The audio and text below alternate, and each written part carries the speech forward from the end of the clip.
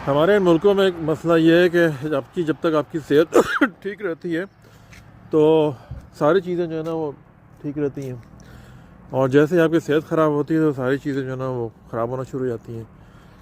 अब ये कि यहाँ पे फ्लू का बड़ा ख़तरनाक सीज़न आया हुआ है, उसके अंदर ऐसी शदीद तबीयत ख़राब है कि आदमी सांस लेने में भी प्रॉब्लम है। लेकिन क्या है कि आपको काम पे जो है ना वो जाना पड़ता है। यहाँ पे उसका जो है ना वो नहीं, अगर आप अपना बिज़नेस करते हैं तो ये जो एक सैड पार्ट है, क्योंकि अगर आपको अपने एम्प्लॉयर से अच्छे ताल्लुकात रखना है तो, या अगर आपका अपना बिज़नेस है, कोई अगर आप बिज़नेस कर रहे हैं तो फिर आपको अपने क्लाइंट को सर्विसेज देनी पड़ेगी ना। आप ये नहीं कह सकते कि मेरी तबीयत ख़राब है मैं आ नहीं सकता। जॉब पे अगर आदमी है तो चलो छुट्टी मिल जाएगी उसको